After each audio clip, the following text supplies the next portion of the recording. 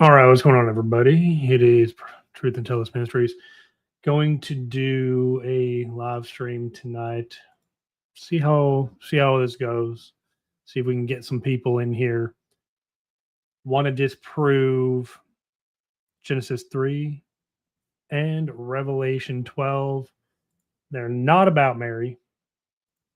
If we can prove that, we can prove Catholicism. What's that word I'm thinking of? Oh yeah, false. Yeah. So if that's important to anybody, um, just remember the Catholic doctrine or dogma is that there is no way that the early church fathers could have possibly interpreted anything in the Bible incorrectly. Okay, that's the claim. So what we do here is we're going to put their feet to the fire. If they did not interpret Genesis 3 and Revelation 12 properly, then we can take everything into question, right? And the truth of the matter is, Genesis 3, it's not what people think it is. They want to call it the proto evangel. I'm okay with that. But not in the way they think. They think that the woman of Revelation of Genesis 3 is talking about Mary, and that's a problem. Okay. So yeah, we'll see if anybody really wants to step up. If anybody wants to defend their dogma, it is increasingly interesting to me to see how these people are trying to dance around it.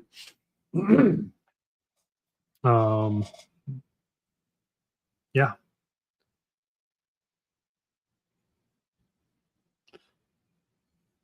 So if you want to step on into the ring, the link is pinned at the top, and you can try and prove Genesis 3 being about Mary, Revelation 12 being about Mary.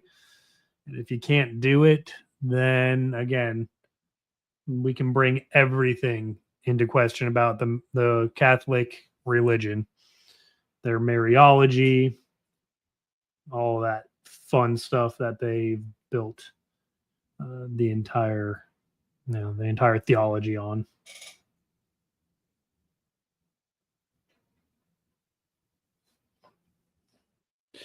So I know that there is probably some people, some Catholics watching. So don't be scared.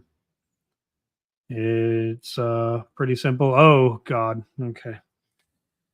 We've got Josh backstage. Oh, don't be like that. Here he is. I'm always backing you up, bro. Come on. Actually, I get a lot of shit for backing you up. Excuse my language. Who are you backing me up for, if I might ask, or against? Just in general, everywhere you go, bro, I always want you to have your fair opportunity to speak your position. I I think you genuinely um, believe your understanding um, is correct, which is good, right? As you should. And then I don't know. You get accused of like being like a troll. Like people say things like he has to be trolling at this point, right? Um, I'm not. I'm not necessarily there. I think you genuinely believe Jesus came back in 70 A.D. and I can't wrap my mind around it. So that's why I try to pick your brain to see if I can maybe at least understand where you're coming from. Um, so for what that's worth. Well, I do appreciate that. Really, what it comes from is just having my understanding of the Bible being a book of covenant. So when we're reading like Genesis, um, chapters 1 and 2, we're not reading about the actual physical creation of heaven and earth as we might think of it. Don't get me wrong. I think that God is the creator of all things, but that's not what the Bible is necessarily concerned with. The Bible is concerned with what God's work was for his creation. Also, P-Town, hello. It's good to see you. Hope everything's going well. P-Town's on his own mission as well.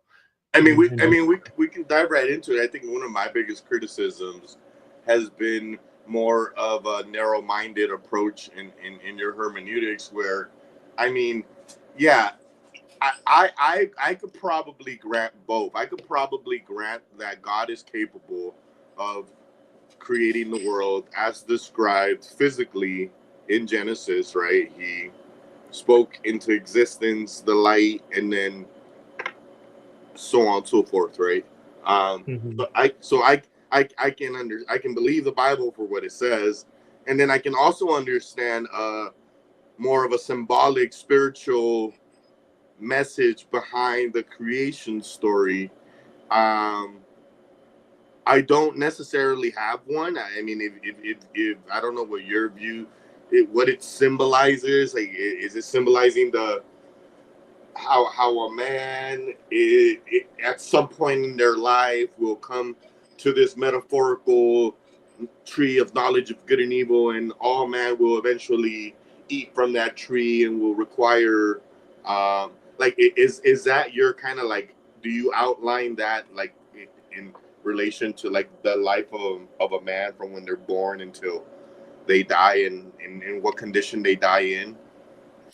Well, I not necessarily. So when we're looking at, like, okay, here's really where the beginning of this starts to kind of turn into covenant creation for me.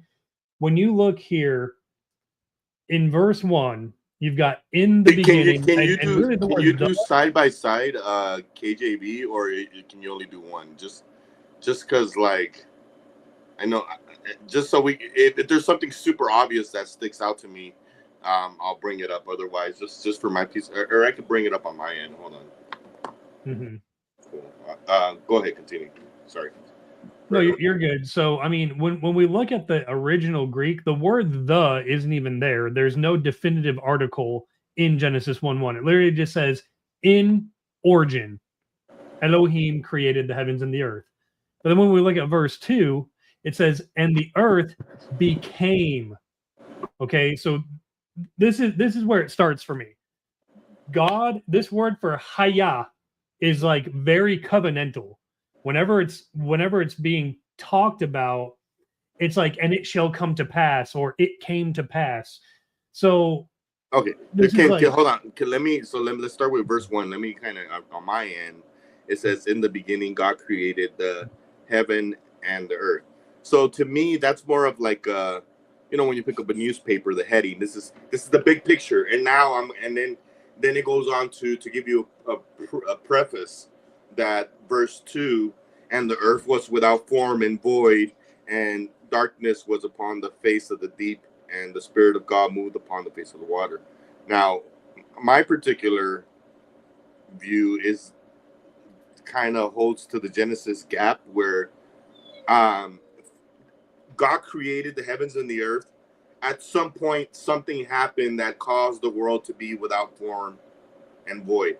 Because it would the other conclusion would be that God created something without form and void, which is not in the nature of God to create something in that manner that's useless, right? Mm-hmm. So, go ahead. Well, so that's what I was saying. If you look at the tense, it's the word there for the earth was. It's not was. It's that it became something, because there's the imperfect and the perfect tense in Hebrew. Imperfect. So it's no issue with my understanding, right? Because whether it became, that's my understanding. How the word was is being used. It's not that it always existed in that manner, but rather like I said, at some point became without form and void.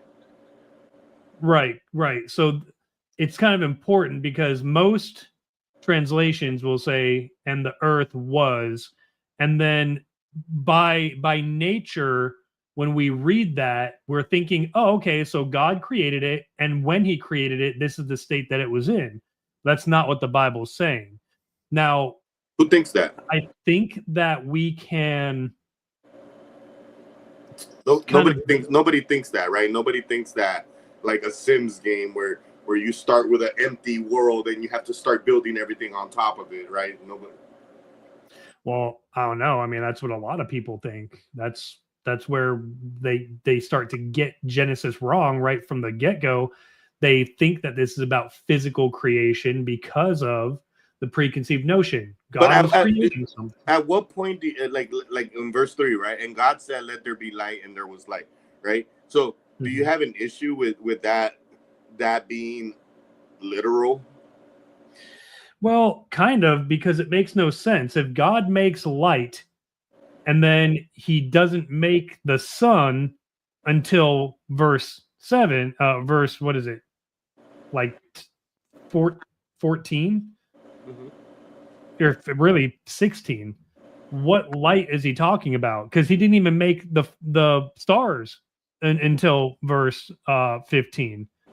So this light, it can't be talking about literal actual light, because then what was light? Like, where was the light coming from? What Well, was the light? that's easy, right? That's easy, right? So you're a Trinitarian, so you believe the Father, the Son, and the Holy Ghost have always existed, Mhm, right?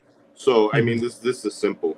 In the Bible, it tells us that Christ is the light, right? And it's not, and I think this is where the maybe the language thing may become confusing. It's not saying that God created this light in the sense of like and God said, "Let there be light." I don't know why it's understood to mean that that is a creation act, but rather um, an acknowledgement of something that is there and has always been there and will always be there. It's not a replacement for the suns or the light emitted from the sun or from the stars. It's not real. It's a non-issue. I mean, so would you agree that that light is Christ, or what is this light to you? If it's not the sun, if it's not the stars, then what does this light represent? So, okay, the word used there though in verse 3 for it became light, or however they want to render that out. It's the word Yehai, and it literally means it stems from Hayah, which means and so it became, or so this is talking about literally something coming into existence. And if Christ and the Holy Spirit pre-existed always with the Father, it can't be about Christ. Now Christ identifies, "I am the light," which is right, but Well, he's not you a did that literal light. You did that backwards. I think you did that backwards. So what you did was, you know, if this means that light is being created, therefore this light can't be Jesus because Jesus wasn't created. So I understand your argumentation, but I think you approached it backwards, right? It's not that um, Christ had to become this light. Christ has been this light. So if the latter doesn't work, then we need to revisit the verse and try to make sense of it so that it's consistent, Mhm. right? So then we need to give an answer that explains what this light is, what the purpose of this light is. We know it's good. We know it's good, right? And what else of all the things in the Bible that's called too good? I mean, it all points to Christ, right? And it all points to this Godhead. There's three that bear witness, that have always bared witness. Um, so yeah, I just think that your conclusion it is based on a false premise. You're trying to fit a Mhm. square, a triangle into a square peg, or whatever the saying is. If it doesn't make sense, then the answer isn't. Then that can't be Jesus. It has to be. Who else is light? Who else is described as being the light and being good? Right. Yeah, that's what I was getting at. So Jesus does say, "I am the light, I am the truth, I am the way," but he's not literally a physical light, right? This is definitely a more metaphoric kind of proclamation by Christ. Therefore, I think that in Genesis 1:3, it is a metaphoric proclamation. It's talking about how, because look at what happens in verse 2 first. The earthland becomes a chaos and a discomposure. There's darkness on the faces of the tumult. And then the spirit of Elohim vibrates over the faces of the waters. And then he says, it becomes light, and it became light. I think this is covenantal. God created his creation. There's no order to the creation because there's no covenant. He's now speaking into existence the goodness of a covenant. That's why Christ says, I am the light, the truth, and the way, talking about spiritually, because Christ isn't an actual light. He's just hearkening off of what Genesis 1:3 is proclamating. God sees the light and he sees that it was good. Then he separates between the light, which is the covenantal goodness, and the darkness, which is this chaos and this discomposure that was in the world. Why'd you say it weird, PP?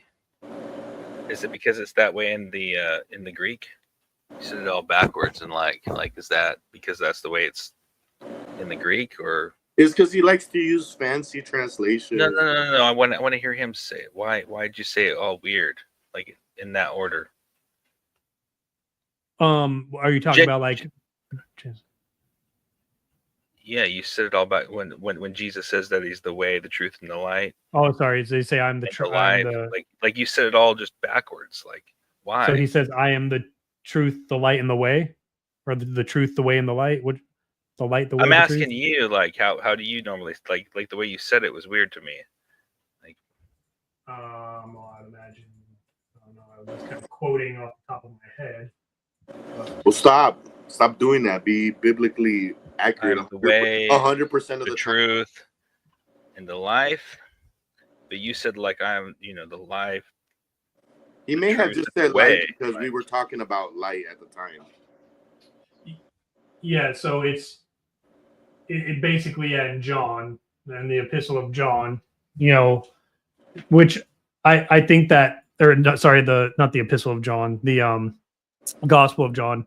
I believe that the Gospel of John is literal reconstruction of Genesis, because look what he says here. Christ says in John 9:5, when, there's as it patterns, were, but I am in the cosmos. It's not literal reconstruction. I mean, that's silly, but there's patterns. Definitely, yeah. Some stuff are like not literal, but yeah, very similar in context. Yeah, but we agree that this. So you think that this light here in John is a different light than the light in Genesis 1, because your reasoning is it became, therefore Christ wasn't created. So then you're back at square one. Then who is the light in Genesis 1? Well, no, you're saying that the light is John 1, going off my memory, is the light. The light was the life of men. No, wait. Beginning was the Word was with God, the Word was God, the same as in the beginning with God at all. No, sorry, yeah. This is verse 4. In him is life, and the life was the light of humanity. Life was the light of men. Yeah, that's right. Yeah. So life is the light of men. Yeah. So we can't draw direct parallels. I mean, because it's obviously speaking more metaphorically in John 1, right? Well, that's what I'm saying. I believe that Genesis is metaphorical. This is not about literal creation. That's fine, but the question is, what is the metaphor? Anytime you want, though, you always say it's metaphor. You say all this stuff's metaphorical all the time. Like why do you draw the line when and where? That is my criticism too. I mean, like you like completely discard like the literal understanding and only rely on the metaphorical in a lot of situations when you think it benefits your case. Well, Like you don't believe in the Eucharist, right? Like you don't believe that Christ actually became like no, becomes bread and they're actually No. eating his flesh. no, not in a million years. No. So it was super represented. So It was- Josh believes that? No, I'm just saying, like, if he's gonna take everything metaphorical, like you said, like where do you draw the line? Like what is metaphor? What isn't metaphor? Like So why, Josh? Why did you jump to the Eucharist? Are you Catholic or are well, you Orthodox? he started this whole stream about Genesis 3 and Revelation 12 and how they're about Mary and about the Catholics. So that's No, just I'm not. Yeah, no, I get it. He called you out. I just want to know if that's your position. That's all. You grew up Catholic or grew up No, Orthodox? I don't see how that's relevant. Like I'm not defending Catholicism or against it. So Okay, all right. I'm a Baptist, bro. I don't. Is that what you're Oh, looking okay. I just want to make sure. I just didn't want to offend you. That's all. I just wanted to. I for? would You like. could you could never offend me. Okay. But the point is, right? So in order for us to get to Revelation 3, we started at Revelation 1, and You mean Genesis? yeah. No, Yeah. so I actually think that number 3 right there, that this light is talking about Christ. You think your metaphorical understanding is that this light, it's the covenant promise for what? For life. It's covenantal life. So light, it should just say life. Mhm. Is Yep, is that word light right there? In verse 3, the same Mm-hmm. Greek word, the same Hebrew word used in verse 5 that says light day. Yep. Yep. Absolutely. Yeah. Or. Yeah. No, but we can understand verse 5 to be like the sun that the light is, the light that the sun is emitting, It's so right? your whole translation is so silly, PP. Like I barely know any Hebrew, but I know Bereshit bara Elohim et hashemayim. I know the first verse of the Bible Yeah. in Hebrew, and yours is just silly. I'm sorry. Like It what is are you kind of using? crazy. It is kind of In the origin Elohim created, that's like not at all transliterated at all. That's just like made up. Just so you know, like, Well, I mean, like whatever floats your boat. yeah, we could look at like the parallel, and it's a very literal translation. Not like down to its essence though. Like I like to get to, I would say. I mean, so Hashemayim is P-Town, that's kind of like Bereshit. no, it's a non sequitur, bro. Like just like stick. Yeah. I mean, we're coming at different. I see. We're coming at different angles. I'm sorry, Josh. Yeah. No, I just mean he uses a different translation, but like we're trying to get to like the cusp of things, right? So how so you but understand? But I don't think we're gonna get. We're not gonna get anywhere. Right? Well, Josh? I hope so. Where are you looking to go with PP? I just want to understand where he's coming from and what his understanding of the verses are, because he's saying that verse 3, light represents the covenant promise for life, and now he's saying that verse 5 is the exact same Hebrew word being used right there when referring to the light of day. Josh, I go to chapter 6. He thinks that the word for water is actually men, right? Like people, like you're not going to get anywhere. Wait, verse 6? You mean verse 6? Chapter 6. Like, That's also people. No, like, but that's also a non-issue. There is verses that allude to this, that crowds of people kind of represent like waters and waves in the water. There's verses that kind of support that understanding. I wouldn't just apply it. It rained people for 30 days and 30 nights. No, well, that's what I'm saying. You wouldn't necessarily take that and run with it anytime you see the word, because right. but that's why we're using different here, right? So I just don't see how verse 5, what's the metaphor there? Is that repeating the same light in verse 3, or is this now the sun? Because I know No, your it's the same. argument. I know your argument. Your argument is, well, the sun isn't created into way further down over here, which is absolutely fine. Like I said, this is that's the kind of a silly argument. It's not in order, so therefore I'm going to stick to the order in the Bible. It's Yeah. because right, it says like I said, in the beginning God created the heavens and the earth. It's giving you the big picture. It's telling you that there's this light of the day and then light of the night, big picture, and then it breaks it down. This is the sun and this is the moon, right? So it's there's no conflicting verses when you take it literal, but when you take it all metaphorical, I think you have a lot of problems. Yeah, it becomes a mess. Like, I would agree verse 3 is metaphorical, but you gotta admit that verse 5 is literal. And that's where I kind of feel that you're a little hard-headed. Well, I mean, so I here's really feel the- like I don't feel like the real issue is interpretation of scriptures. I mean, PP for you, I'm just going to go out on the limb here and say it's something else, you know, and I don't blame you for it. Like, who can take Genesis 1 literal? I mean, that would be insane. Or Genesis 2 or Genesis 3. Like, who can actually do that? And you want to reconcile this with what you know can't possibly be true. Okay, let's look at we've all been there, right, guys? I mean, we all know what he's. But let's look at something more specific, right? So, where does it talk about the fowls of the sky? That would be down here for verse 23, 24, sorry. 24, Okay. 25, 26. Mm-hmm. So how do you understand this? And just try to fathom like the idea. Because when I read this, it kind of seems like God snapped his fingers and there was suddenly a bunch of birds everywhere, right? Right. Okay.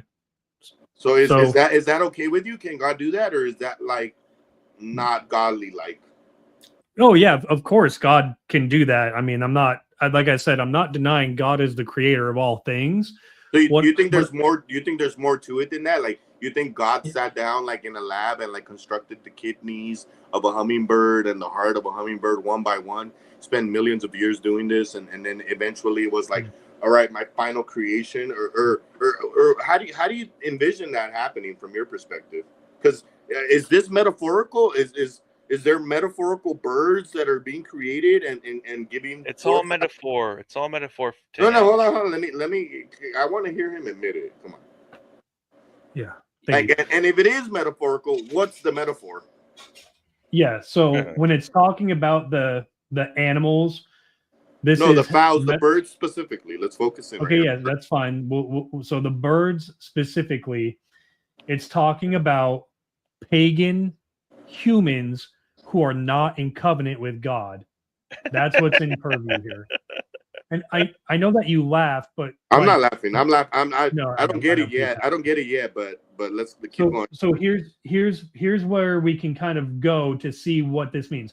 First of all, you see it in the Bible that all of these different empires of people in the ancient Near East and in ancient Europe, when they formed together and they created armies and kingdoms and all these things, they used animals as their crests emblems on their shields emblems. Thank you. Yeah. So these are pagan nations that did this. Israel had their own nation and their own army and their own kingdom, but they never had an animal to symbolize that. But just for example, yeah, they did. What are you talking about, dude? When did Israel ever have an animal on their shields or their flag? Yeah, man. There's Israel. I mean, they had. Let's see. There was four. There's 4 groups, total of 12 tribes, 13 if you want to count the Levites. They all had different ensigns and emblems, one of which is where we get ours here in America, which is the eagle freaking holding the snake. One of them comes from that. So there you go. There's a Okay, hold fallacy. on. So I- so let me break this down here. So okay, suppose I grant you that, right? But it still doesn't it still doesn't discount the possibility that literal birds were created, no matter how it was done, right? The Bible doesn't tell us, but the understanding, if you read it at face value, it's that God said, "Let there be birds," and suddenly there was millions of different species of birds flying around with the ability to reproduce. That's the part where we leave it up to God. We don't necessarily need to understand that. We just need to No, believe. he won't give you any of that, dude. He's not even. He says this isn't even P-Town, people. come on, man. I want to hear him say that he's not going to give me any of that. Yeah, no, Well, birds aren't even people. No, You but already it's said it. okay. He has a lot more like issues than that. Like, because if I grant you that these birds are pagan nations and pagan nations are going to come forth after other pagan nations, okay, that's fine. That's not an issue. But it doesn't discount it. You're kind of reaching. You have a problem when you deal with now we have clean birds versus unclean birds, and then certain amount of clean birds are brought into the ark, and then certain amount of unclean birds are brought into the ark, and you need to be consistent, right? So now you're saying that there was good bird covenants, and then there's bad bird covenants, or bad pagan bird nations and good pagan bird nations. So I mean, you see how it just internally begins to crumble as you. Well, yeah. So hold on a second. So let me first address the entire idea. When we look at Ecclesiastes chapter 3, we can look at verse 17, or actually let's look at verse 16. It says, "And still I saw under the sun the place of judgment, there was wickedness, and the place of righteousness, there was wickedness. I spoke in my heart, the righteous and the wicked Elohim will judge, for there is a time for every pleasure and over all the maidment there. I spoke in my heart, it is on account of the matter of concern of the sons of Adam, that Elohim may clear them, and that they may see that they are animals, they for themselves.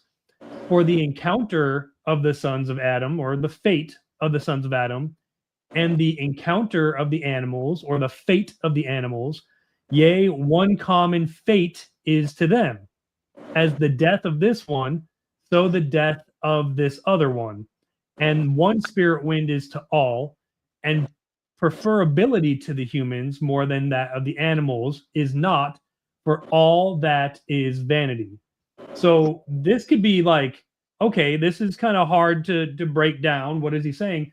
But look at what in essence, he's saying that the sons of Adam, we're talking about covenant Adam here, are made to be seen that they are animals.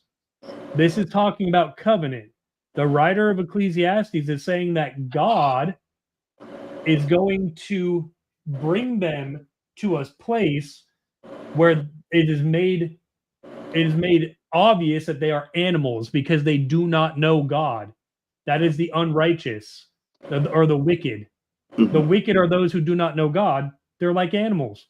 So then when we go and look at this here in Genesis, this is the whole point of covenant creation. It's to separate. You've got the people who are animals, they don't know God, and then you've got Adam. Adam is the first man made in covenant creation. He's the archetype of this humanity, this new humanity. That's why in 1 Corinthians 15, Paul says that Christ is the last Adam, because he's the fulfillment, because he is the light. He is the life. He is the way. He is the truth. All these constituent elements of Genesis are found in Christ. And I'm going to say one more thing and I'll turn it back over to you. In Jeremiah chapter 3, look at what Jeremiah sees here. Okay? Jeremiah says that there would be a decreation. And look at what he sees here. In Jeremiah, maybe it's in Jeremiah 2, where it says that he sees that there was no earth and there was no light. Let's see. Let me just bring it up, okay? And then I'll It's your channel, bro. Go ahead, take your time. Yeah, I just need to look it up real quick, and then I can let you guys talk. So he says, I looked and behold. Oh, sorry, Jeremiah 4. It's Jeremiah 4. So when we look at Jeremiah 4:25 and following, really 20. Let's start at 22. So Jeremiah 4:22 and following says, "For my people are foolish; they do not know me." Okay, well, when they don't know them, they're like animals. Okay, they don't know God; they're like animals. They are nonsensical sons, and they are not understanders. They are wise to do evil, but they do not know to do well. I see the earthland, and here it is chaos and discomposure. And I look to the heavens, and their light is no more. I see the mountains, and here they are shaking. All the hills leave nimbly. I see and hear there is no human, and all the fluttering of the heavens have wandered away. So this is like literal decreation language. This is what Genesis 1 is talking about. But Jeremiah is saying this is the breaking of the covenant, because Jeremiah is concerned in this, at least in this chapter, with the coming judgment of Babylon upon Jerusalem. So because my people, God's people, did not know him, that would make the earthland become a chaos and discomposure again. The heavens would no more give their light. I mean, this is a very strong case for what I'm talking about here in Genesis. Yeah, P-Town, you want to go ahead or I can go? Go ahead, Josh. I mean, I want you to continue your your thought process here. All right. So I asked you about the birds bringing forth after their kind. I gave you a critique that if it is a representative of these pagan nations, it's conflicting with the clean birds versus the unclean birds, right? It brings you down a whole nother set of questions that you need to now answer. So then what you did was you jumped around and you went to 3 different places where you said, look, right here in these verses, men are referred to as animals. And because men are referred to as animals, that is your reasoning for as to when God is creating and the creepy crawly things and the fowls in the airs and the seas and animals, all of those you just clump together as I'm pagan, I'm guessing, the pagan fish and the pagan cows and all the animals that these pagan nations would worship at one point, right? Is that kind of like where you're at and like understanding? Yeah, because again, if we look at what's going on, like there's, the Bible is thematic, right? Like God is not changing what he's really talking about ever.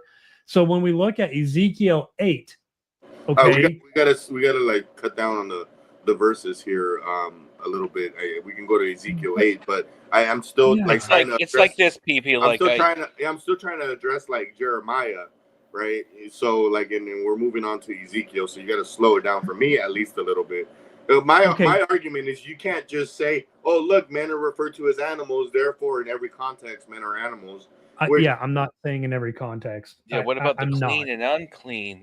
What about if men are all the water? What about the rain? Is that water? What about the lakes? Is that water? Or is the ocean water? Or what about the water being above the mountains? Is that also men too? Like, is every word whatever you want it to be?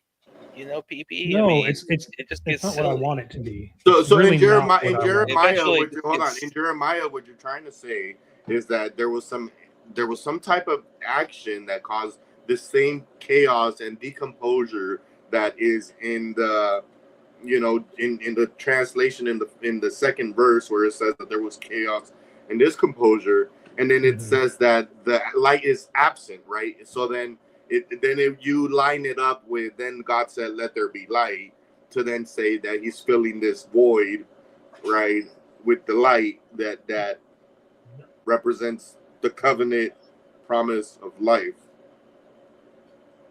Yeah, that's exactly what I'm talking about. Because again, the context of Is it Jeremiah. really? Is it really? I'm not like straw manning you.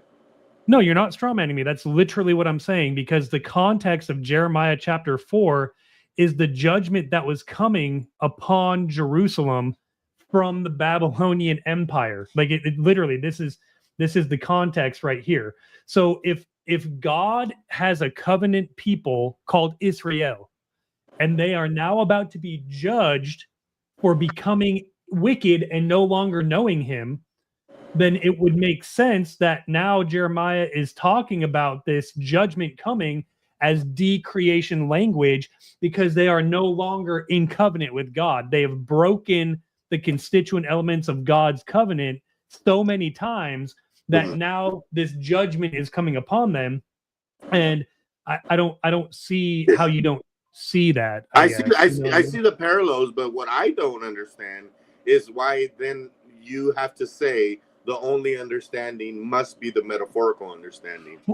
Well, the reason why is because, again, when we get to you don't have anything to support that type of hermeneutics.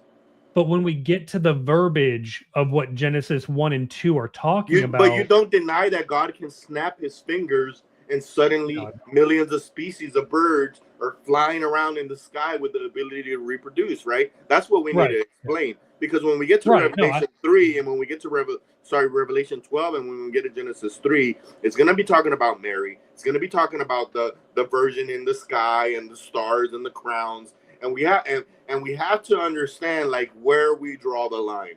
But what's metaphorical, what's literal, can both understandings exist, or does one only have to exist? And I think that's your problem. Maybe it's not a problem, but I think that's where maybe we don't see eye to eye, is that you stick to this metaphorical understanding. But even when I ask you to admit that God is capable of snapping his fingers and suddenly the ocean is filled with life, right? What God? We don't disagree on what can God do. Right. Yeah. Right. He could do whatever he wants. So to a certain extent, since it's the only creation story that we have, why not just take it at face value and say that this could be potentially how God literally, physically created everything in 7 days, and it could also be representative of man's struggle with being faithful to God and the existence of all these pagan nations and how it all of that can be true. It just becomes very problematic when you dismiss the literal. Well, yeah. So I just the reason being is because I don't think God is speaking in doubles in any sense of the word. I think that God is letting a story be told about covenant and covenant creation, and the end of the book, the Epistle of Revelation, is the unveiling of the new creation. God had a creation in Genesis 1. Now he's making a new creation, and that new creation is the new covenant. When we get to Genesis 3, I just want to make sure, are you affirming that you think Genesis 3 is about, like Genesis 3:15 is talking about Mary? Genesis 3:15? No, this is talking about the church. Okay. So you don't believe. So then, what about Revelation 12? We believe the same, right? This seed that the seed is Christ, and the serpent's head. All of that happened at Calvary, right?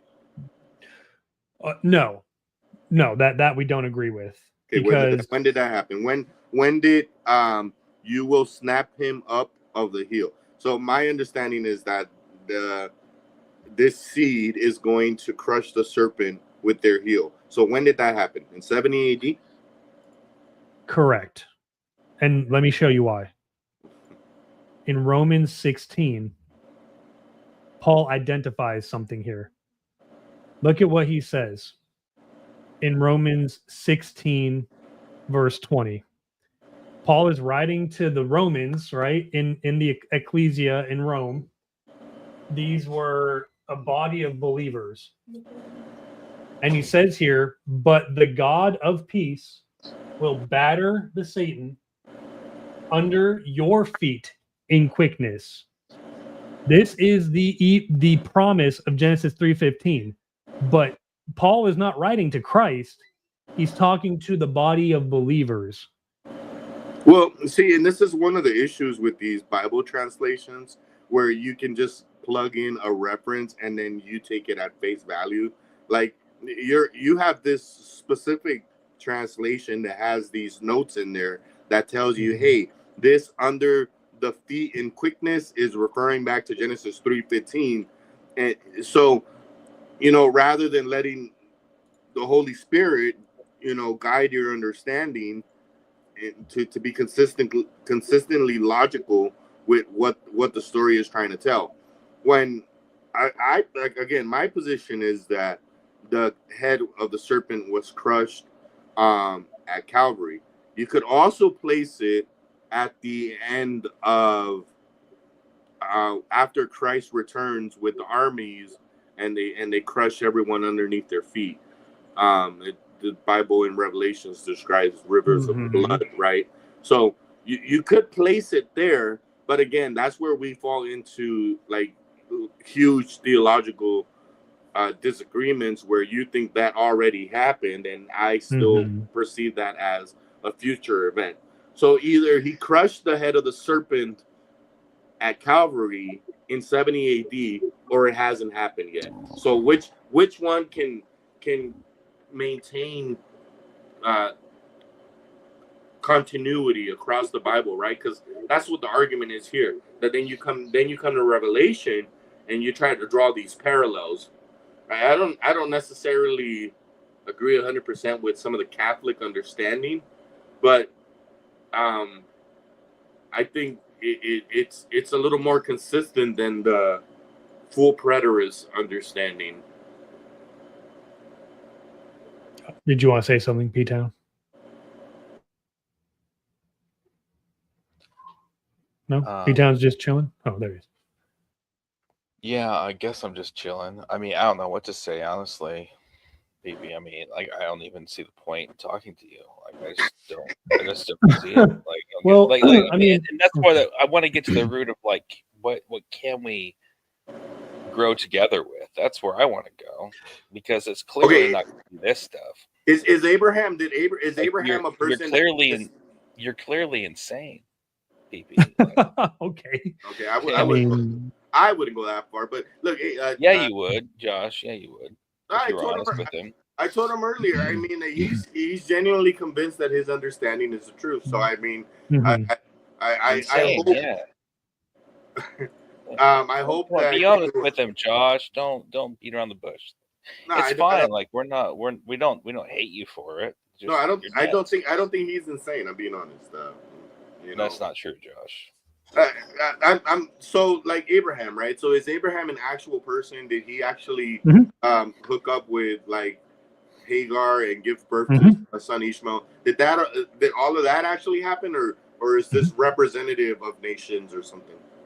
No, yeah, that actually for real happened, but the act of it happening. There's no but, bro. It either happened. Well, that's not fair, because the Bible says that those things that were happening physically, literally, are pointing towards future spiritual fulfillment, like spiritual realities. Look at what Paul says here in 1 Corinthians 10:6. He says, "Now these things have become types to us." For us to not be desirer of evil things as they also desired. Then he goes on, and I believe it's verse 13. Verse 11. "Now these things as types happened to them, and they were written for admonition for us, into whom the ends of the ages have arrived." I mean, that's what So there's going to be a situation at some point where someone will benefit from the story of a man and a woman where the woman is unable to conceive, and they pray to God, but they try to take matters into their own hands. And then as a result of it, it creates this offspring, Ishmael nation. You should have trusted God to begin with. That can all be true, and the literal understanding. They can both exist, and nobody would have a problem. But you say it's literal. There was a literal Abraham with a literal Hagar and a literal Ishmael. So you do that there, but then when it comes to Genesis, you refuse to accept that the literal may have some validity to it. I'm trying to really address your understanding. You know, I'm right. No, so I see where you're coming from. Again, I don't deny that God is the creator. Okay, I'm literally like in agreement. God created everything. If he created it in the blink of an eye, if he created it in not the blink of an eye, I'm not going to deny God. I'm not going to say he did it wrong. All I'm saying is that when we read Genesis chapters 1 and 2, I don't believe it is accounting the literal creation. I think God is speaking metaphorically about covenantal creation, the events leading up to Adam transgressing that covenant, because that is the starting point of the entire point of Christ. Christ is the last Adam. So if there was no Adam, there would be no need for Christ. Now, I brought up Galatians 4 because you're right. The story of Abraham and Sarah and what was her name? Hagar. Sorry. Paul tells you. Paul literally is telling you in Galatians 4:21 through 31 that they are these things that happened to them were types, but they were pointing towards the spiritual realities. Hagar in the Old Testament did not bring forth the sons of Israel, but in the New Testament, Hagar represents those sons of Israel because they were not going to get the inheritance. Okay. I guess what Josh and I are saying is we understand that there's types, there's patterns. That's how prophecy works when it comes to the Hebrew, fulfilling in the new, all that good stuff. But it doesn't have to be exclusive, and that's where. I do think like you go a little off the deep end and you reach. Yeah, but I really don't want to go there because you're insane. You know, BP. I mean, we don't have to. You know, I mean, it doesn't make any sense. Okay, so I mean, let's go to Revelation. Let's go to Revelation. Please don't, Josh. Don't have him do it. Like that's everything. Everything that all his buildup is to Revelation. Revelation 12. Everything is building up to Revelation for him. Okay. You're just eating him like. Okay, let's just look at the titles here. Right here, the woman and the dragon. Do you think that is metaphorical or parallel to the serpent and the crushing of the? Absolutely. Okay, yeah, I mean, he fine. tells you. Fine, don't have a problem with that. The war. Yeah, a lot of Revelation is kind of blurry. It's metaphorical in a lot of kind of ways, but we're doing a hot take here. So in the next part here in verse 7, it says there's a war in heaven, right? Is it your understanding that this war in heaven is descriptive of the chaos and discomposure in Jeremiah and in Genesis 2? I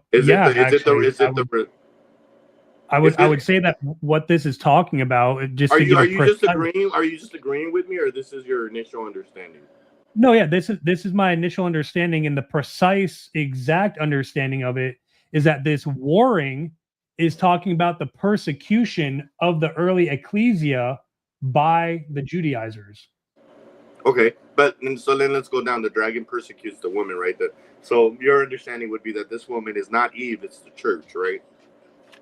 Well, no, it's not the church. This woman is the new covenant.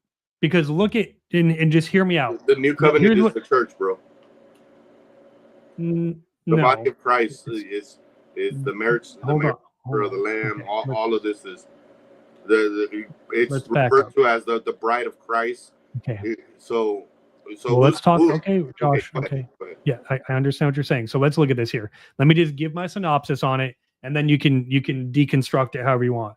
So there's a war in the heaven, Michael, which I believe is just another title for Christ. Okay, so when we're reading about Michael and Gabriel and all these things in the Old Testament, those are just like titles for Christ, like how Emmanuel was a title for Christ. All right, so it says, and his messengers did war against the dragon, and the dragon did war and his messengers, and they did not prevail, nor was their place found any more in the heaven. What this is talking about is the covenantal loss of status of those Jews who believed they were God's chosen people under the law of Moses. So the great dragon is cast forth, and he tells you the dragon is the old serpent who is called the devil and the adversary, and he's leading astray the entire world. He was cast forth to the earth, and his messengers were cast forth with him. So this is now talking about the positions moving. The Israelites that thought that they were the promised ones always and forever covenantally are being moved into the earth, which is covenantal language. Because when the temple was built, you had the earth, which was the outer court, you had the heavens, which was the inner court, and then you had the Holy of Holies. So they're losing their status. They are being kicked out of the heavens, and it's being replaced by the woman. Okay? Now, let me tell you why I think this makes sense, and then I'll let you talk. When Christ gives the parable of the wedding banquet, look at what happens here, okay? I'm going to bring up the Young's literal just for the sake of, whatever. So if you want to, for the sake of anything, bring up the KJV. Okay. Go ahead. No, I'm going to bring up the KJV because it really doesn't matter to me. Okay. So this is Luke 12:36. And look at what he says here, okay? Actually, I guess we should be looking at. He's talking. Okay, no, I need the one of the wedding banquet, wedding feast. I'm sorry, okay. I just can't. Yeah, he's going off the cuff. It's all right, man. No. Hold on, it's not. It's not going off the cuff. Let me just show you. In Matthew 22, okay, look, we need to understand what Christ is talking about here. Matthew 22, Jesus answered and spake unto them again by parables. So he's using metaphors here. And he said, the kingdom of heaven is like unto a certain king, which made a marriage for his son, and sent forth his servants to call them that were bidden to the wedding, and they would not come. Again, he sent forth other servants, saying, tell them which are bidden, behold, I have prepared my dinner, my oxen and my fatlings are killed, and all things are ready. Come unto the marriage. But they made light of it and went their ways, right? One unto his farm, blah, blah, blah, blah, blah. Now, look at what he says here. But when the king heard thereof, he was wroth, and he sent forth his armies and destroyed those murderers and burned up their city. Then he said to the servants, the wedding is ready, but they which were bidden were not worthy. Go ye therefore into the highways, and as many as ye shall find, bid to the marriage. So those servants went out to the highways and gathered together as many as they could, both bad and good, and the wedding was furnished with guests. And when the king came in to see the guests, he saw there a man which had not on a wedding garment. And he said unto him, friend, how camest thou in hither not having a wedding garment? And he was speechless. Then the king said to the servants, bind him hand and foot, and take him away and cast him into the outer darkness. There shall be weeping and gnashing of teeth, for many are called, but few are chosen. It's the same thing that Luke is talking about with the parable of the banquet, but look at what he says. He says here that the people that were given the promise, okay, are being cast out of the wedding. If the church is the bride, then it makes no sense, because the church are the ones that are invited when they go to the highways, and as many as they shall find, they bid to the marriage. Well, if you're invited to a wedding and you're a guest of the wedding, you're not the one being married. The one being married is the new covenant. That's the whole point. When we get again to Revelation chapter 21, the new Jerusalem is coming down from God out of heaven, prepared as the bride ready for her husband. So that's the marriage. It's the new covenant. So it makes sense in Revelation 12. It's talking about the new covenant. That's why the people of the old covenant are cast out. They were in the heavens and they're cast out. Does that make sense? Is what I'm saying jiving now, Josh? Yeah. Okay. So the story of the wedding, right? Where as Christ is going around telling these parables, he's serving different functions.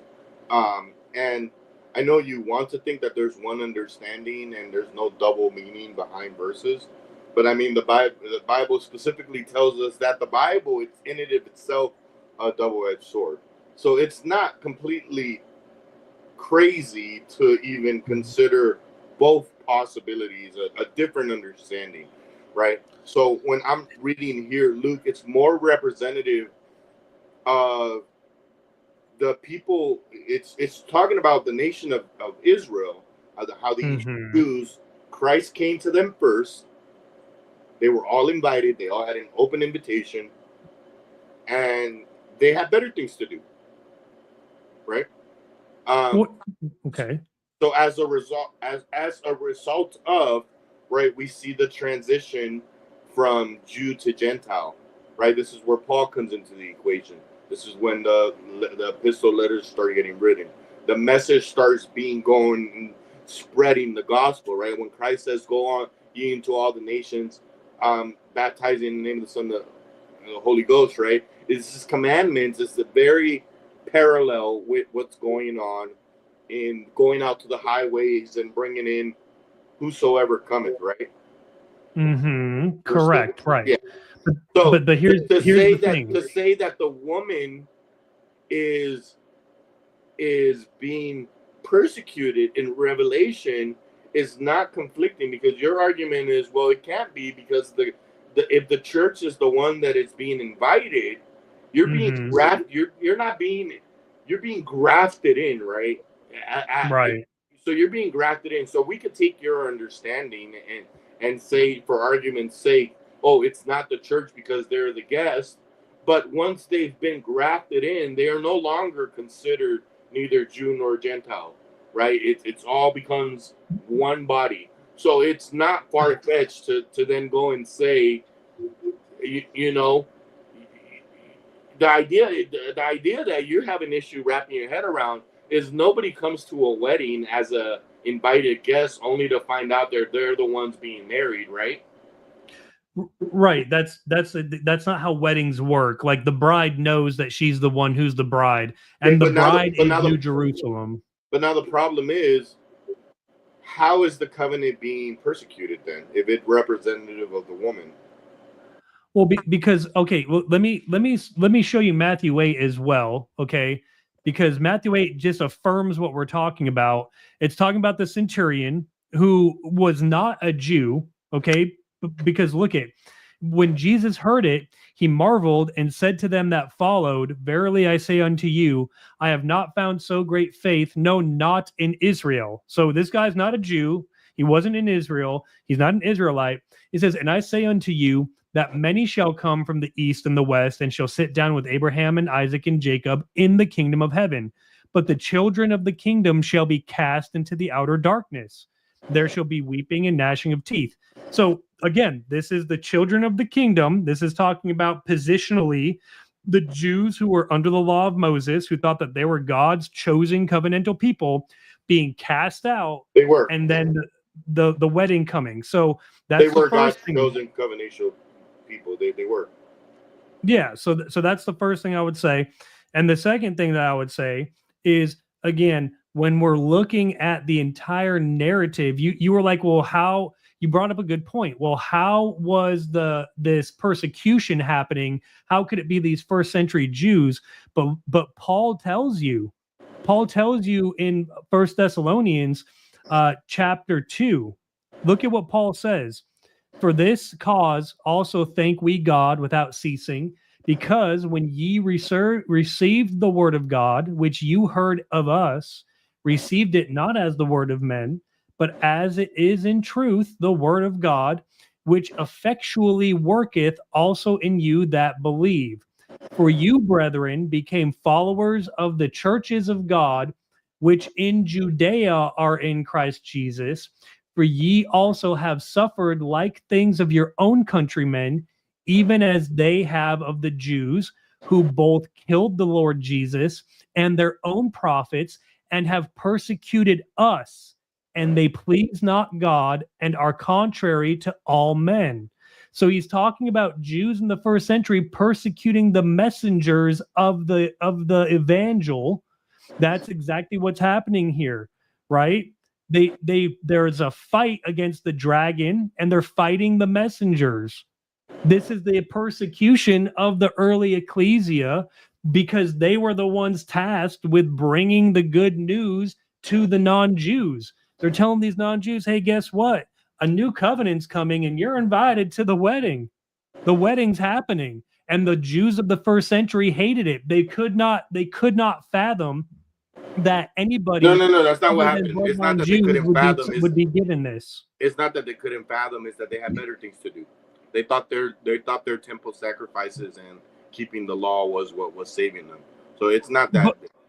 But look at they really can't fathom it, because when hold on, man, because you're very long-winded, and I'm trying to like address a couple points here. I might have to leave in just a few minutes.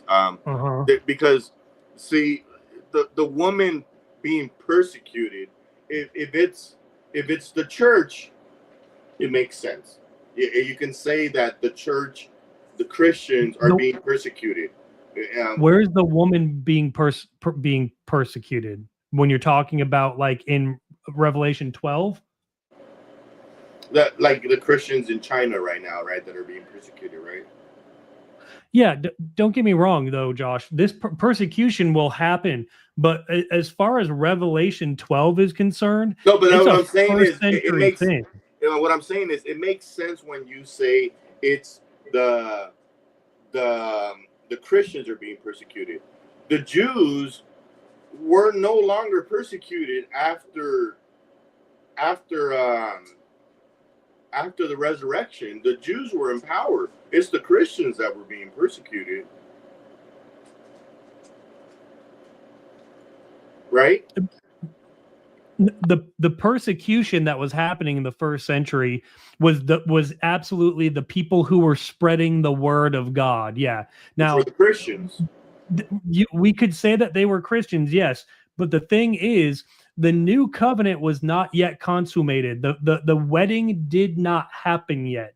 The wedding has to happen for the new covenant to be consummated, and so the woman and the persecution is talking about the Jews of the first century trying to stop the revelation of the new covenant from being told to the nations.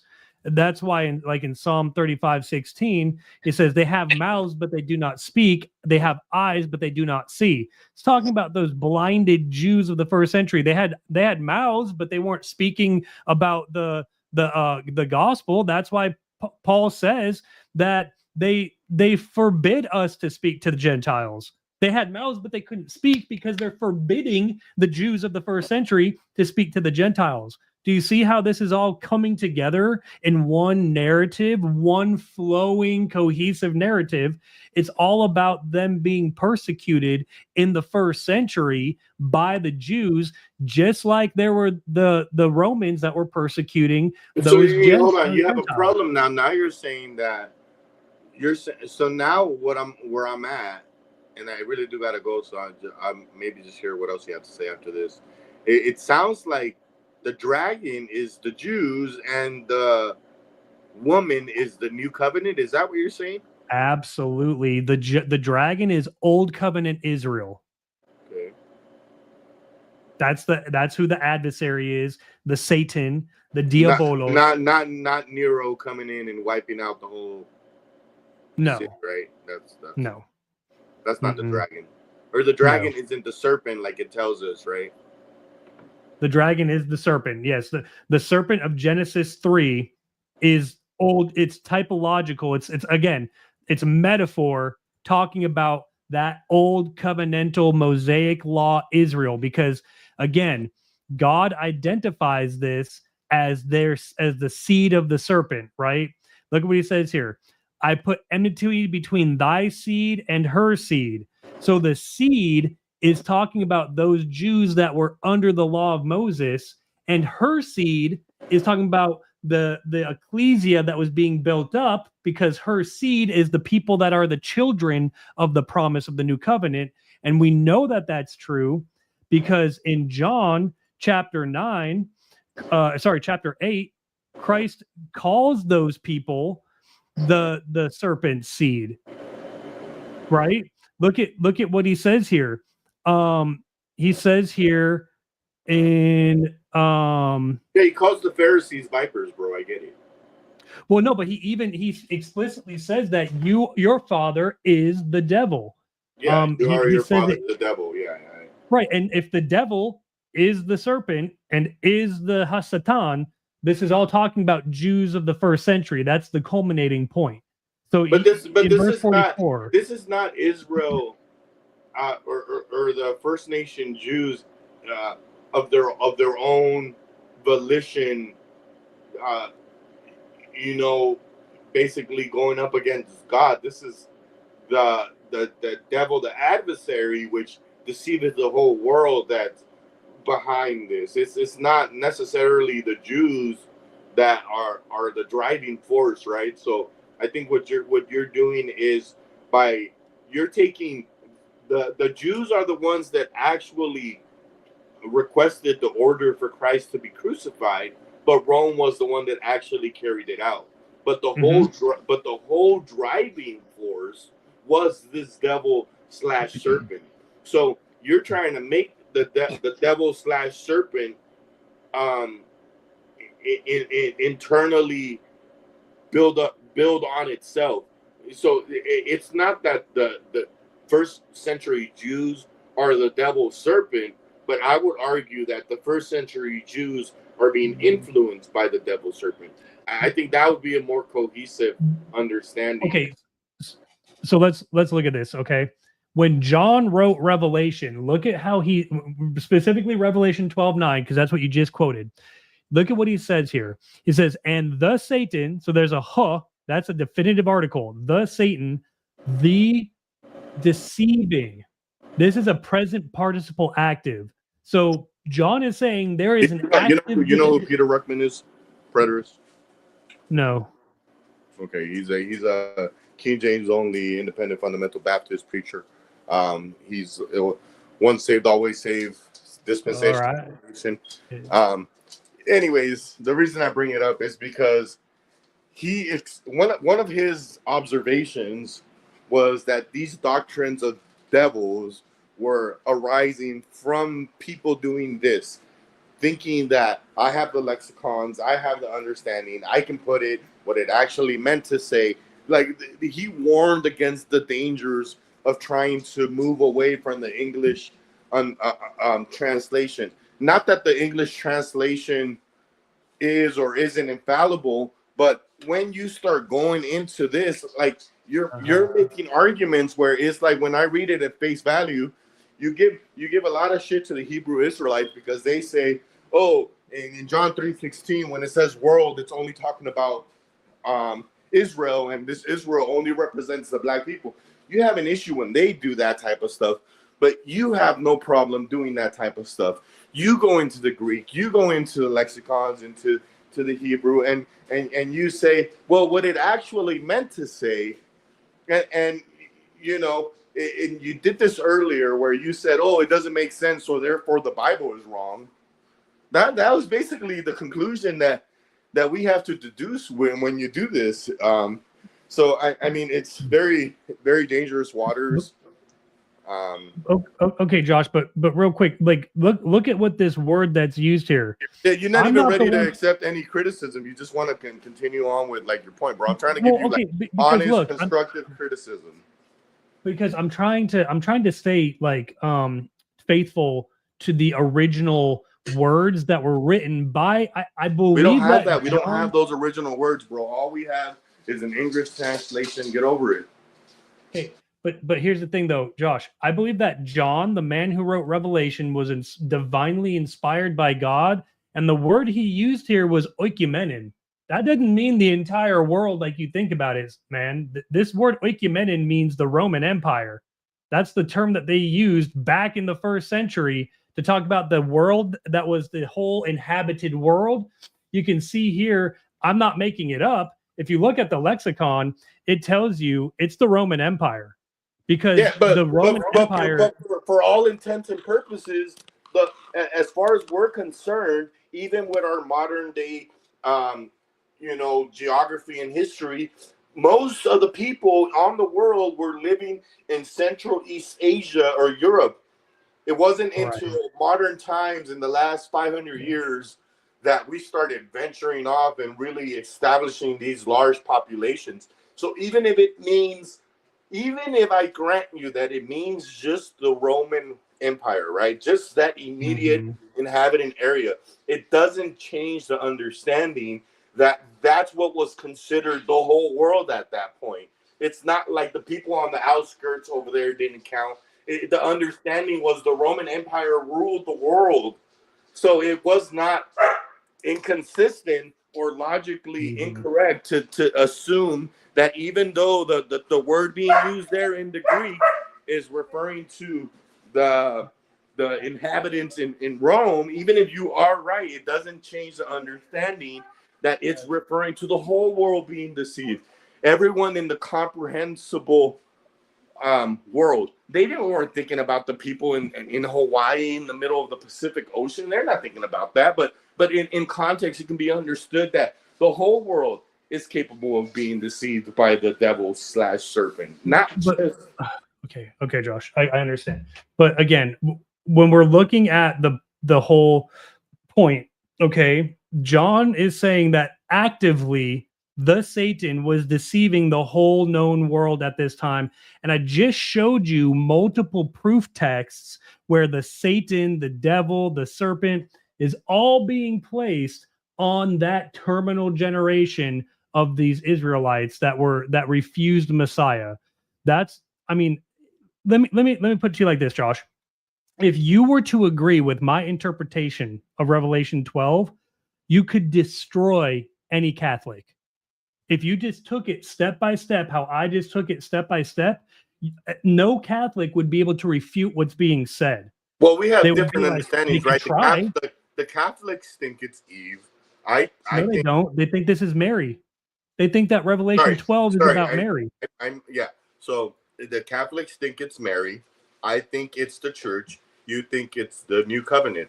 It's all right, man. We can all have different understandings. But the problem is, though, if they were to press you. But Josh, here's the thing: if they were I know it's not Mary, bro. Okay, Josh. Again, just let me speak. Yeah, if a Catholic were to press you, right? They were to corner you and say, "Prove it's not Mary."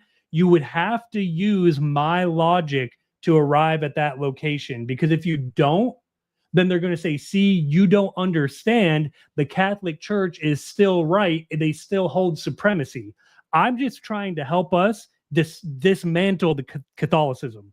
That's really what this is about. That's not my mission in this life, bro. My mission in life is to be filled with the fruit of the Spirit and to be helpers of people's joy, right? I'm not here on this crusade to take down the Catholic Church. So what? They think it's Mary. Who cares? You know, a lot of these people think it's Mary. There are a lot better Catholics there are a lot better Christians as Catholics than Christians are as Christians. Yeah, well, I agree with you. And I mean, God calls us all for different things. I don't think it's my sole mission in life to do this, but I do think that it's important, because if we can prove Catholicism false, Josh, we can then graft more people into what I believe is the true ecclesia of God. And I kind of want to do that personally. And that's a tall task. And I hope that, you know, when you are before God, He has many crowns and precious medals for you as a result of your devotion to spreading this gospel. I don't think it's the gospel, but I'll say this gospel that you hold so dear, you know. I mean, we have a lot of other, like, soteriological differences, eschatological differences. Like I'm a pre-tribulation rapture. I think there's 7 raptures. I think there's 7 baptisms. I believe that God operates a lot in sevens, a lot of metaphors, and I mean we are very separated in the like stopping sin as a condition to being able to enter into the kingdom, right? And I mean, again, you have a lot of problems because let's say, for example, right, we look at the story of the wedding, right? If all of your understanding is that these people out on the highways are evangelizing in a sense and inviting people to join the ecclesiastes as you believe that you're doing it doesn't, the text doesn't lead me to believe that there was a requirement other than accepting the invitation. It doesn't seem to be consistently logical with your conditionalist position, because if this being the case, if this is all parallel and metaphorical, then this would support the idea of faith alone, not your idea of conditionalism. It's just, final thoughts, bro, because I really do gotta go. I gotta hit the store before they close at 10. Oh, okay. Well, just one last thing to say for you there. When we look at Matthew 22, 11 and 14, look what happens. He says that somebody was found in there that did not have the clothing of the marriage feast. I believe that clothing are the white robes. So this is conditional. He didn't have the white robes because he had transgressed the covenant. He got kicked out. He gets kicked out into the outer darkness. So that's what I would just leave you with on that. That can simply be a Jew realizing that they missed out on a bitchin' party and trying to sneak in there and then being caught. Like, wait a second, how'd you get in here? You're still trusting in your works. Get out of here. Send them to the outer darkness. Yeah, I mean it's possible.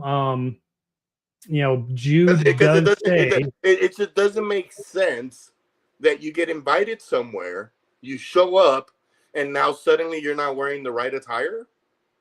That doesn't make sense, bro.